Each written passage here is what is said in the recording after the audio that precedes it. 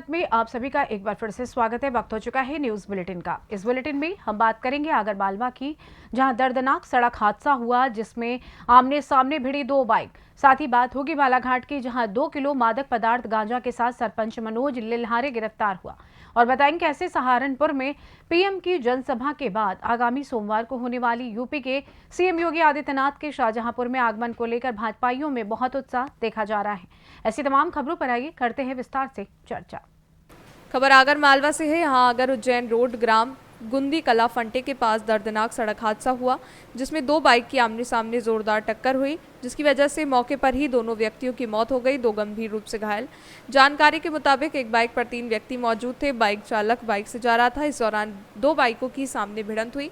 2 लोगों की मौके पर मौत हो गई तो बाकी 2 को गंभीर हालत में अस्पताल में भर्ती कराया गया है।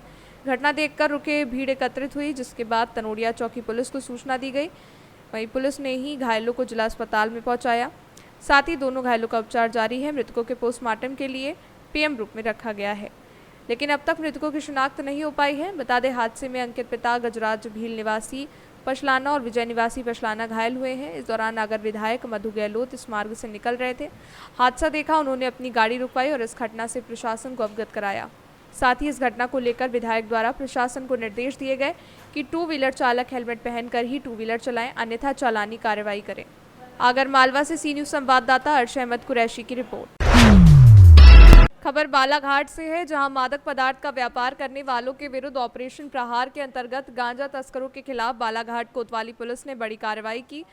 वारासिवनी विधानसभा प्रत्याशी मनोज लिल्हारे और उसके साथी को गांजा तस्करी करते हुए गिरफ्तार किया। आपको बता दें कि ग्राम पंचायत डोंगरमाली में मौजूद sarpanch Manoj Lilhare Innova Crysta car से गांजा की तस्करी कर रहा था, जिसे मुखबिर की सूचना पर पुलिस ने कार्रवाई करते हुए 22 किलो गांजा के साथ गिरफ्तार किया। साथ ही उनके पास से 3 मोबाइल फोन, नकदी 5.96 लाख रुपए भी पुलिस ने बरामद किया। क्या मामला था सर? गांजे की कार्रवाई करी पुलिस ने, कितना गांजा और किससे अरेस्ट किया? कल देर रात में मुखबिर की सूचना प्राप्त हुई थी कि रेंजर्स कॉलेज के पास बॉयज़ हॉस्टल के पास में एक इनोवा कार में 2 व्यक्ति गांजा बेचने के लिए आए हुए हैं। मुखबिर की सूचना पर पुलिस द्वारा रेड कार्रवाई करके और 2 आरोपियों को गिरफ्तार किया है और उनके कब्जे से अवैध गांजा और एक इनोवा कार जब्त की गई है। सर, कितने गांजे की मात्रा? करीब 22 किलो गांजा मिला है उनको। सर, दोनों आरोपी कहाँ के हैं सर? कहाँ लेके जा रहे थे या किससे लिए थे? ये दोनों आरोपी रामपहली थाने अंतर्गत एक डोगरमाली करके गांव है, वहाँ के रहने वाले थे और ये बेचने के लिए लेकर के आए थे। सर, क्या पूर्व में भी इनका अपराध है? हाँ, इसमें एक आरोपी का पूर्व में अपराध है और लालबर्रा और बरघाट थाने के एक अपराध में यह वांटेड भी है। बालाघाट से सी न्यूज संवाददाता विशाल महानंद की रिपोर्ट।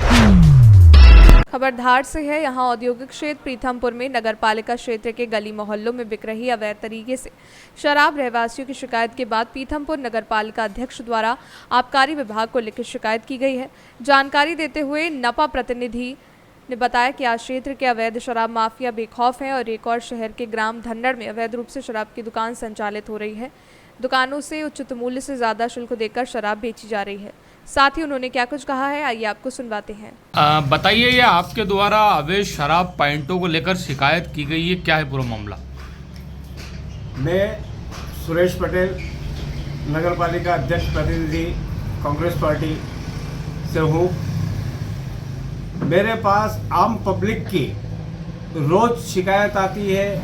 मेरे गृह निवास के आसपास में लगभग 50 महिलाएं आकर के मेरे को शिकायत करके गई है कि यहाँ पॉइंट चल रहे हैं अवैध शराब के, और इसके अंदर कई युवा बच्चे शराब पी करके दारू पी करके गाड़ी चलाते हैं तो उनके एक्सीडेंट होते ही है। आप भी देख रहे हैं, हम भी देख रहे हैं। आज पीथमपुर के अंदर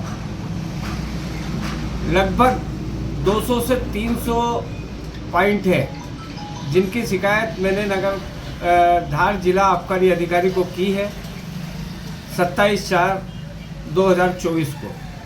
उस पर कोई अमल नहीं हुआ है। आगे चलकर हम लोग जो है कांग्रेस के झंडे के तले एसडीएम साहब के यहाँ धरना दें, वो नौबत नहीं आए, इसके लिए आबकारी विभाग को सचेत किया गया है। आबकारी विभाग इस पे अमल करे और यहाँ की जनता को समझे। कई स्कूल की जगह है, कई मंदिरों के पास 30-30, 20-20 मीटर पे, जबकि नगर अवैध आबकारी विभाग का जो है नियम है कि मंदिर से 100 मीटर की दूरी पे शराब की दुकान हो, उस पर भी कोई अमल नहीं हो रहा है। वार्ड नंबर 7 में भी कई जगह ऐसे पॉइंट हैं जहाँ मंदिर बने हुए हैं, स्कूल के बच्चे आते जाते हैं, वो इन सब गतिविधियों को देखते हैं और शिकायत करते हैं हम लोगों से। यही निवेदन है आबकारी विभाग से कि वो जल्द से जल्द ये पॉइंट बंद करें। आचार संहिता लगी हुई है, पूर्व में भी आचार संहिता में विधानसभा चुनाव में अवैध पॉइंटों पे दारू बिक्री चलती रही, उससे आम पब्लिक गुमराह होती है और झगड़े होने की संभावना बनी रहती है। आपका नाम बता दें। मेरा नाम सुरेश पटेल, अध्यक्ष प्रतिनिधि नगर पालिका पीतमपुर। धार से सी न्यूज़ संवाददाता कैलाश सागर की रिपोर्ट। खबर मंदसौर से है। यहाँ सीएस कॉलोनी में सूने मकान पर अज्ञात द्वारा नकदी जेवर चोरी किए गए। पूरा परिवार सांवलिया सेठ दर्शन करने गया था। पड़ोसियों ने उक्त घटना की जानकारी दी, जिसके चलते परिवार रात को घर पहुंचा और आज पुलिस ने मौके पर पहुंचकर जांच शुरू कर दी। सीएस कॉलोनी में बिजली विभाग में एमआर के पद पर कार्यरत गजेंद्र आर्य के यहाँ चोरी हुई। उन्होंने बताया 2 लाख नकद, साथ ही 6 लाख के सोने चांदी के जेवर चोरी हुए हैं। पुलिस ने रिपोर्ट दर्ज कर ली है। 30 तारीख को शाम को हम यहाँ से निकले थे 5:15 बजे प्रतापगढ़ के लिए। प्रतापगढ़ से सुबह हम 1 तारीख को सांवलिया जी गए। मेरे बालक का जन्मदिन था, दर्शन के लिए गए थे हम। और फिर 1 तारीख को शाम को 5:45 बजे हमको खबर मिली कि आपके घर के पड़ोसियों के द्वारा कि आपके घर के ताले टूटे हुए हैं, तो ढीले पड़े। तो फिर हम सीधे वहाँ से आए रात को 11 बजे और देखा तो सब घर में सामान बिखरा हुआ पड़ा था और करीब नकदी 2 लाख रुपए और 6-6.5 लाख रुपए तक की मेरी पत्नी की रकम सब ले गए, कुछ भी नहीं छोड़ा उन्होंने।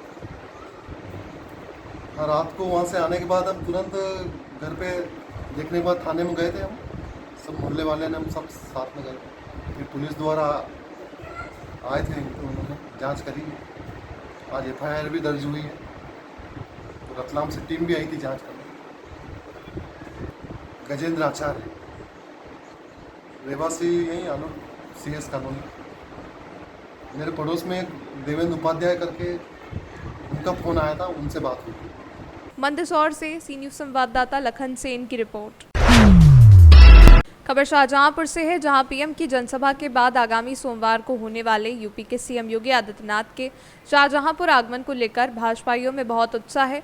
वहीं 6 मई को कटरा विधानसभा की नगर पंचायत खुदागंज के चखरौला मोड़ के पास स्थित मैदान पर दोपहर 2 बजे आ रहे हैं योगी आदित्यनाथ। वहीं कार्यक्रम की जानकारी देते हुए यूपी के वित्त मंत्री ने बताया कि पीएम मोदी के बाद यूपी के सीएम योगी आदित्यनाथ सबसे लोकप्रिय नेता हैं, जिन्हें सुनने के लिए शाहजहांपुर की जनता बहुत बेताब है। मुख्यमंत्री जी ने जनपद शाहजहांपुर को बहुत अच्छा कुछ दिया है, हम सब बेसब्री से उनका इंतजार कर रहे हैं। खुदागंज में चरखौला मोड़ पर दिन के 2 बजे 6 तारीख को आ रहे हैं। हमने शाहजहांपुर में विशेष रूप से पूरे जनपद में इस बात का प्रचार भी कराया है और मुख्यमंत्री जी को सुनने के लिए लोग आतुर हैं। आज मोदी जी के बाद सबसे ज़्यादा मांग योगी जी की है। हमारा सौभाग्य है कि योगी आदित्यनाथ जी ने शाहजहांपुर में बहुत कुछ दिया, हर क्षेत्र में उन्होंने कुछ न कुछ दिया।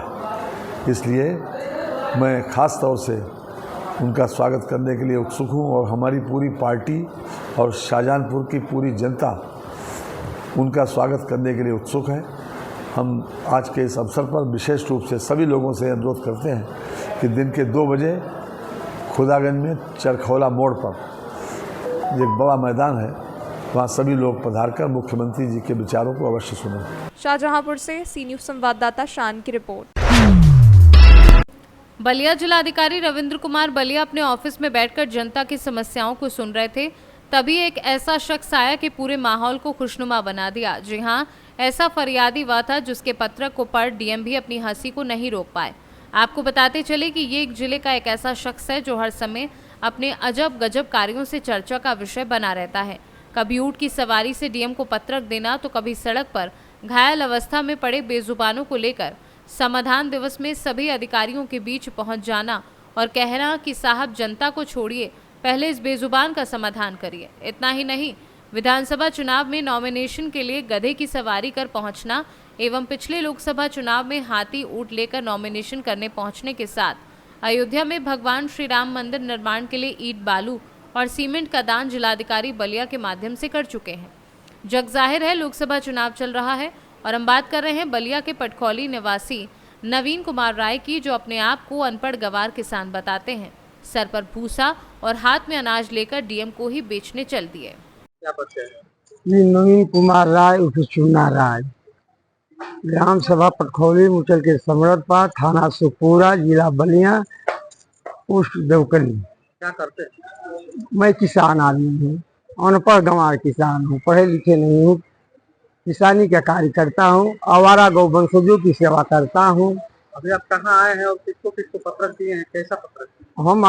हम आइल बानी निर्वाचन अधिकारी बलिया के यहाँ कि हमके चुनाव लड़े के चांस दिहल जाओ। जिताऊ प्रत्याशी हैं, ये भी हाथ मिलाई, हमारे संगे हाथ मिलाई, लड़ाई हमरे संगे दिए। का चीज लेके आए बड़ा का मुद्दा यह बा कि हम किसान आदमी हैं, हमारा लगे पैसा के अभाव में सिक्योरिटी जमा ना हो पाई। हम चुनाव लड़के समाज के सेवा कर चाहता नहीं, आवारा गौ वंशजन के सेवा कर चाहता नहीं। ओकरा खातिर बानी कि लोकसभा क्षेत्र हमारे देश के भविष्य के निर्माण होके जा रहल बा, देश के भविष्य के निर्माण होके जा रहल बा। और सारा राजनीतिक पार्टी जब मंच लगावती है तो किसान पर ही मंच शुरू करती है, भाषण आ किसान से ही समाप्ति हो रहल भी है। का लेके आए बड़ा?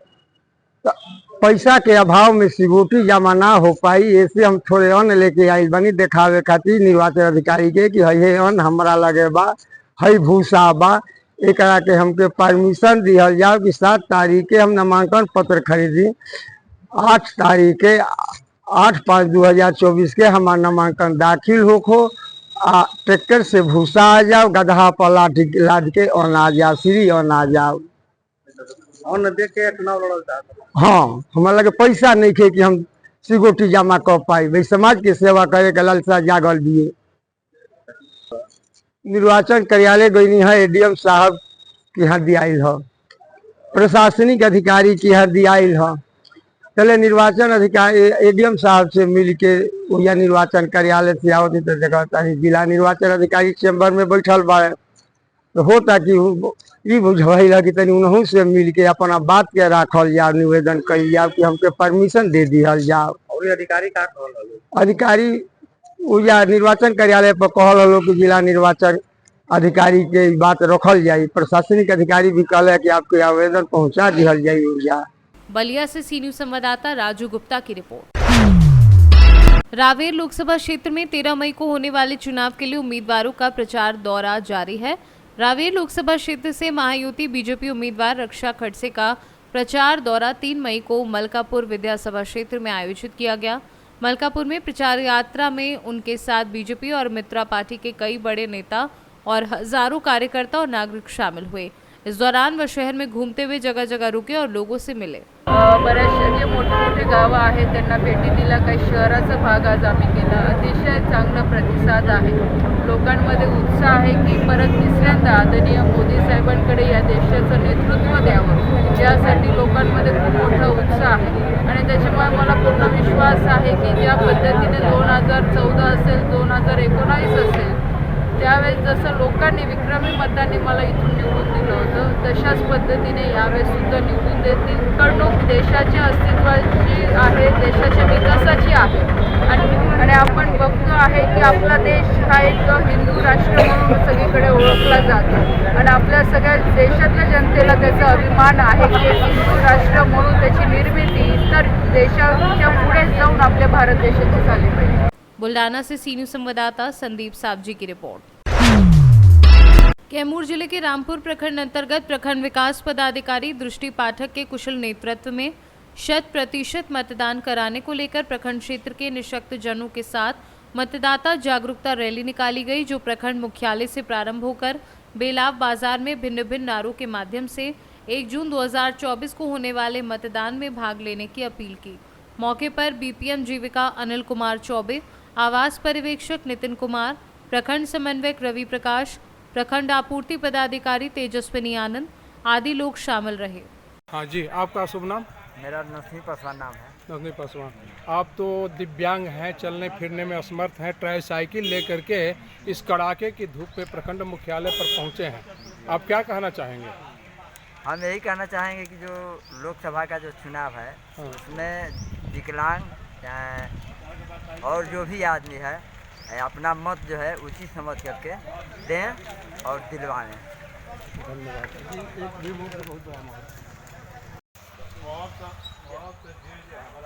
जी सर, आपका शुभ नाम? शुभ नाम लाल बाबू पांडे उर्फ वैरागी बाबा, PWD संघ दिव्यांग संघ उपाध्यक्ष रामपुर।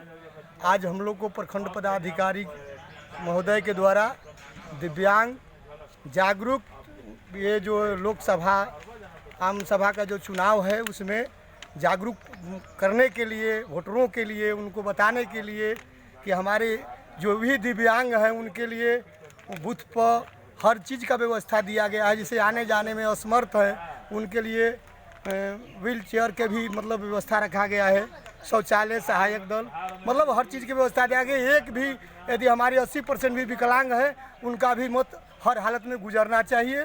तो हमारे प्रखंड पदाधिकारी साहब द्वारा, महोदय द्वारा आज एक दिव्यांग जो है एक जागरूक रैली निकाला गया कि हमारे दिव्यांगों से हर दिव्यांग जो है अपना एक मत को मतदान करे, क्योंकि एक मत बहुत एक भाग का फैसला कर सकता है।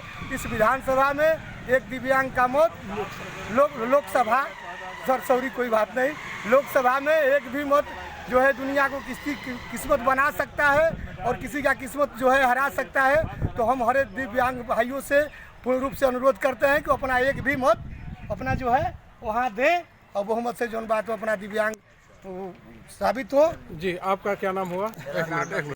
कैमूर से सी न्यूज़ संवाददाता रामप्रवेश तिवारी की रिपोर्ट। महाराजगंज जनपद के गुगली थाना क्षेत्र के गुगली कस्बे में बाइक चोरों की घटनाओं से नगर वासियों में खौफ है। 2 दिनों से लगातार 2 मोटरसाइकिल की चोरी की घटना ने पुलिस की सक्रियता पर सवाल खड़े कर दिए हैं। बीती देर रात रेलवे क्रॉसिंग के पास गीता वस्त्रालय की दुकान के सामने से 2 चोरों ने एक बाइक को चुरा लिया, जिसका सीसीटीवी फुटेज भी सामने आया। सीसीटीवी फुटेज में आप साफ देख सकते हैं कि किस तरह से बाइक चोर बेखौफ होकर देखते ही देखते बाइक चोरी कर फरार हो गए, जिससे पुलिस की सक्रियता पर सवाल उठ रहे हैं। वहीं बीते गुरुवार को भी गुगली कस्बे के पुलिस पिकेट सुभाष चौक से बाइक चोरी की घटना सामने आई थी। यहां मनीष गुप्ता नाम के शख्स ने बाइक खड़ी कर दुकान में सामान लेने चला गया।